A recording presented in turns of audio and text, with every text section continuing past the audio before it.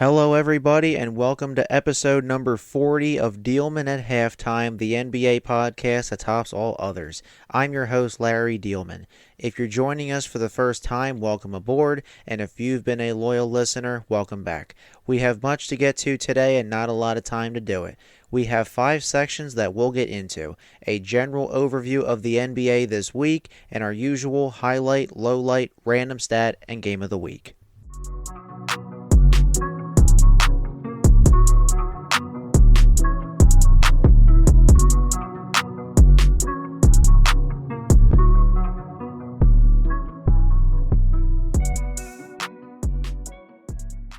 Let's get to our content for the week. A few weeks back, we learned that San Antonio Spurs head coach Greg Popovich had a medical episode and that assistant coach Mitch Johnson would step in as acting head coach. This week, it was revealed that Popovich had a mild stroke. The legendary coach, nicknamed Pop, is 75 years old and soon to be 76. The Spurs said Pop is in a rehab program and is expected to make a full recovery. NBA insider Shams Charania added that Johnson would be the interim coach for the foreseeable extended future. San Antonio is not expected to be a contender this year, so it's not like they have to rush Pop back in a hurry, and rushing him back would be wrong anyway. Plus, he's 75. Give the man a breather. We hope Pop makes a full recovery and is back on the court soon. Also, the NBA announced that Inside the NBA, the popular pregame, halftime, and postgame show featuring Ernie Johnson, Shaquille O'Neal, Charles Barkley, and Kenny the Jet Smith, will have a new home next year. It will go from its current home, TNT, to ESPN and ABC. TNT will still produce the show, and it'll still be broadcasted from Atlanta. ESPN and ABC, as well as Comcast and Amazon, will air the NBA's nationally televised games starting next year through the 2035-36 season. The league has had games on TNT since 1988, but the relationship with TNT goes back to 1984.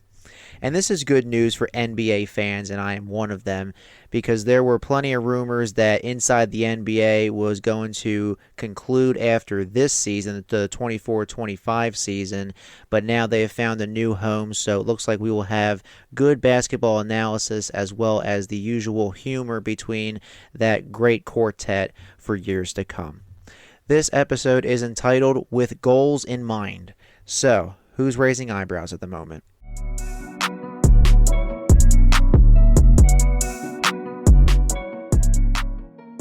Let's get to our highlight, the Houston Rockets.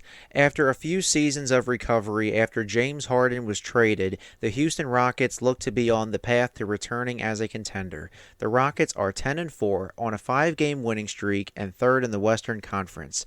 As we discussed last year, Houston hired Ime Udoka as head coach, and the Rockets beefed up in free agency. This year, not only are they continuing to grow, but they drafted Reed Sheppard out of Kentucky with the 3rd overall pick.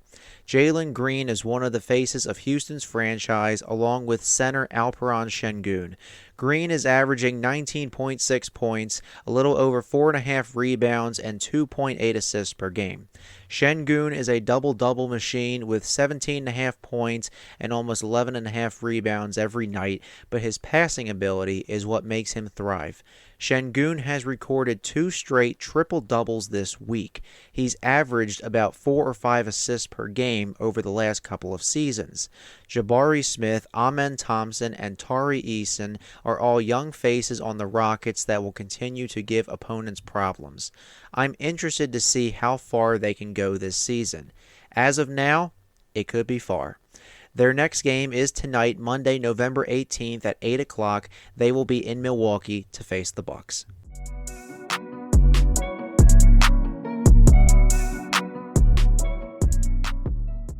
Let's go to our lowlight, the Toronto Raptors. One NBA team in particular is currently stinking it up, and it's not a US-based team. Look to the one in Canada. The Toronto Raptors are 2-12, last in the East, on a 7-game losing streak, and they possess the NBA's worst record. Not too bad, right? Injuries are keeping this team from their true potential, whatever that potential is. The trio of Scotty Barnes, Emmanuel Quickley, and R.J. Barrett haven't played together yet this season. Barnes is the team's franchise player. In 4 games thus far, Barnes is averaging 19.2 points, 7.8 rebounds, 6 assists, and 2 steals per game. He even earned his first All-Star nod last season. Barrett, a Toronto native, and Quickley were acquired from the Knicks last year for OG Anunoby. Young players like Grady Dick and Ochai Agbaji are steadily improving.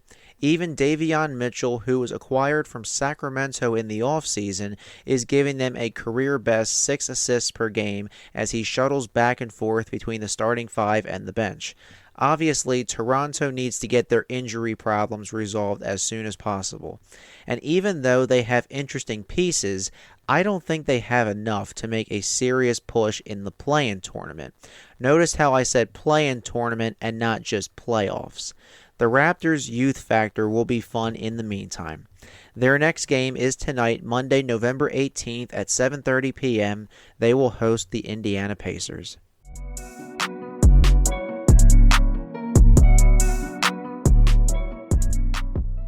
Let's head over to our random stat. Being a great basketball player means you have to be versatile in areas like playmaking and defense.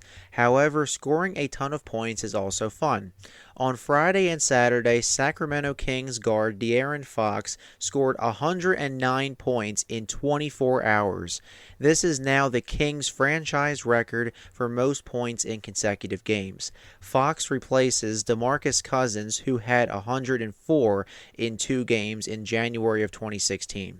Fox dropped a career-high 60 points against Minnesota on Friday and 49 points against Utah on Saturday.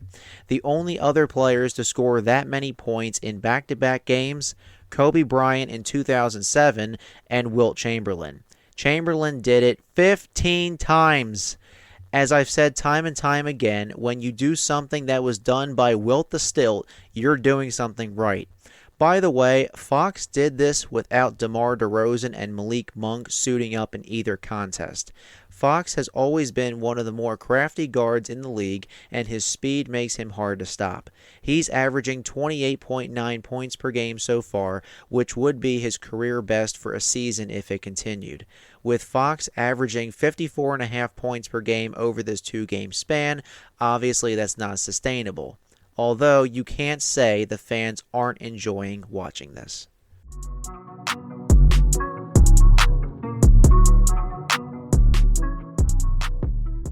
Finally, let's go to Game of the Week. For this week's Game of the Week, I'm going with the Cleveland Cavaliers at Boston Celtics.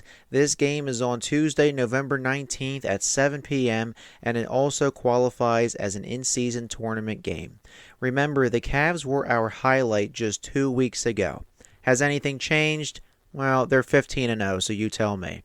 They've been impressive, but a win over Boston on the road would really cement them as a threat this season. Additionally, Boston hasn't technically been at full strength. Kristaps Porzingis, one of their 2 prized acquisitions last year outside of Drew Holiday, should make his season debut in December. Porzingis is recovering from a foot injury suffered in the NBA Finals. Celtics head coach Joe Mazzulla said he's getting there. For now, Cleveland's young squad is scorching expectations. Boston is a tough challenge for anyone. I think the Celtics will play spoiler in this matchup and hand Cleveland their first loss this season. Give me Boston 109-105.